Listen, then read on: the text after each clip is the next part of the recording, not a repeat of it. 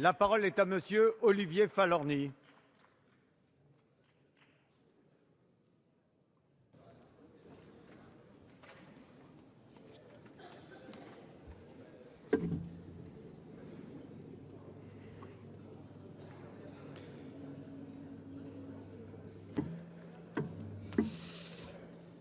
Merci Monsieur le Président, Madame la Ministre, Monsieur le Ministre, Monsieur le Président de la Commission, Monsieur le rapporteur, mes chers collègues.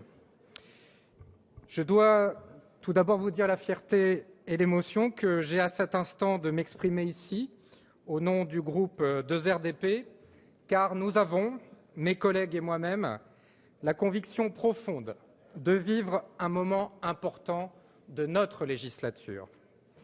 Votre projet de loi de refondation porte en effet la volonté farouche de renouer le fil rompu d'une grande ambition nationale, la volonté de tenir à nouveau cette belle promesse républicaine que constitue notre école laïque, gratuite et obligatoire. Cette nouvelle promesse républicaine, ce n'est pas celle qui promet du sang et des larmes pour l'école, celle qui a saigné à blanc ses effectifs avec 80 000 postes détruits, celle qui a supprimé la formation initiale des enseignants, celle qui a accru les inégalités territoriales et multiplié les établissements ghettos, celle qui a abandonné les élèves les plus en difficulté, celle qui a dénigré systématiquement ces enseignants qui ne pourraient jamais, je cite, remplacer le curé ou le pasteur, ou qui serait juste bon en maternelle, je cite à nouveau, à changer les couches. Enfin, celle qui a fait régresser le système éducatif français dans toutes les évaluations internationales.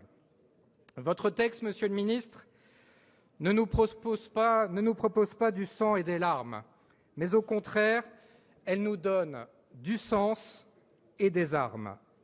Du sens d'abord, du sens pédagogique, du sens civique, du sens républicain.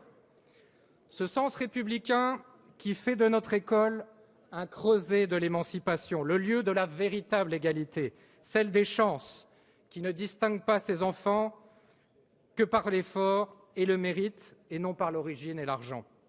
Et je veux saluer tout particulièrement votre engagement en faveur des écoles des quartiers populaires et des zones rurales en difficulté. Ce sens républicain qui fait aussi de notre école un lieu d'intégration, de mixité sociale et qui remet au cœur de son message la morale laïque, fidèle en cela à l'enseignement de ces grands missionnaires de la foi laïque qu'étaient Ferdinand Buisson ou Paul Bert. Ce sens, ce cap que nous indique votre texte, nous le suivrons avec vous, Monsieur le Ministre, car ce projet de loi donne aussi et surtout des armes à l'école pour qu'elle puisse répondre à sa vocation. Ces armes, elles sont bien pacifiques, car ce sont des armes d'instruction massive, des armes nouvelles données à nos hussards du XXIe siècle, un arsenal complet sur lequel nous avons travaillé très longuement, et je veux saluer le travail et l'engagement remarquable du président de la Commission, Patrick Bloch, et du rapporteur Yves Durand. Ces armes, ce sont, entre autres, la création de 60 000 postes d'ici 2017. C'est l'ouverture, dès septembre 2013, des écoles supérieures du professorat et de l'éducation. C'est la relance de la scolarisation des enfants de moins de 3 ans. C'est le dispositif plus de maîtres que de classes. C'est la lutte contre le décrochage scolaire.